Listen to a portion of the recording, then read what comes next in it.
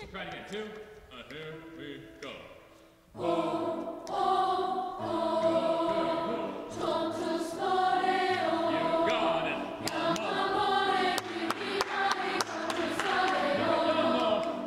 The voices that we love to hear in choirs and bands and the opera start with training, and the lucky kids that are part of the Lake Superior Youth Chorus get a great taste of that. With us now is Brett Amundsen, the artistic director of the chorus. Thank you for joining us. Thanks. Yeah, thanks for having me here. First of all, if you haven't heard of the Lake Superior Chorus yet, what's it about? How have you not heard of the Lake Superior Youth Chorus, right? Well, so the Lake Superior Youth Chorus trains young singers for ages 3rd grade to 10th grade.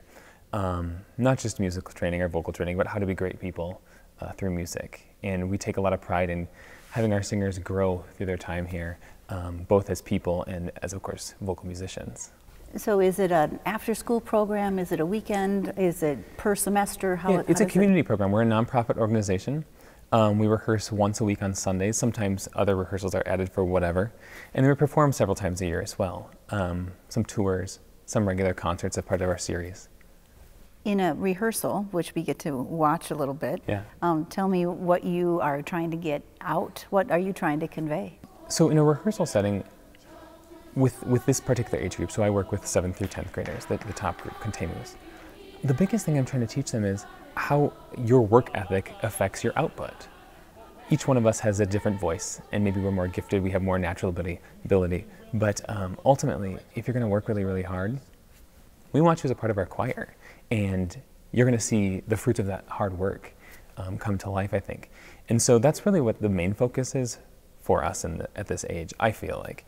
We are giving basic music training. Can they start to sight read? Can they sing as part of a group? All of those things are, of course, important to this organization. But underlying all that has to be a work ethic and a commitment and a love of learning that when you keep working and keep working, something great's going to come from it. And tell me a little bit about how the chorus has changed. And you've added a choir. Recently, yes. Yeah. So just recently we've added a 3rd choir. We have the choristers, which is our youngest choir, basically 3 through 5 grades. Then we have concert choir, which is 5 through 7-ish. And then Contamus, 7 through 10. Lake Superior Youth Chorus has been around for 23 years. We're in our 23rd season and has a great history.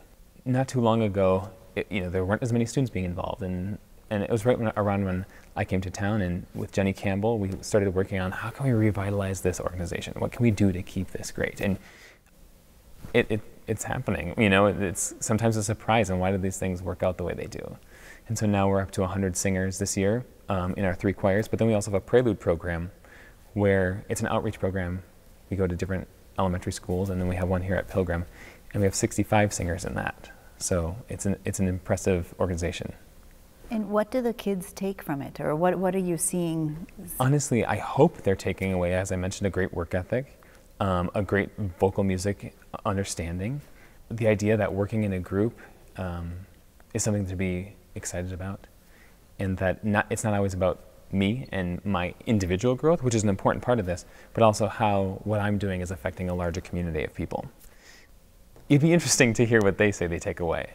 Graduates come back and they say it's a great experience and that they learned a ton about music and musicianship, and they got into their high school choir or maybe their college choir because of their time in Lake Superior Youth Chorus. And I think it's partially music, but I think it's mostly character building. So how does the community benefit from the work that you do and the work that these kids are putting into it? I think that the more people we can have singing, the better our world would be. I know that seems a little bit cheesy, but I really do think it's the case. When you're sitting in choir, we're talking about really intense texts, and we're talking about what does it mean to be stewards of our earth. We just sang a piece called O Colored Earth. What does that mean? And to hear a 7th grader talk to you about what that means to them, it can blow you away sometimes. And for them to be having those conversations through music, I think can really change our community. What do you get out of it?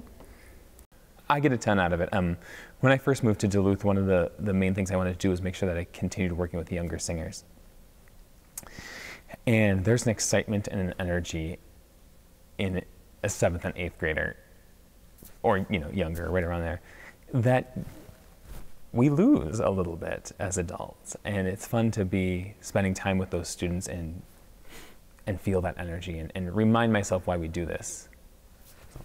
Fantastic. Okay, if someone wants to be involved in the youth chorus, how do you find out about it? Yeah, you can go to our website, lsyouthchorus.org, and we have information on there. We also have auditions on June 12th, I believe, and all singers are welcome to come audition for LSYC. Okay, well, thank you very much for sharing your story. Thank you. And the stage. Yeah, thank you. Awesome. Good luck to you.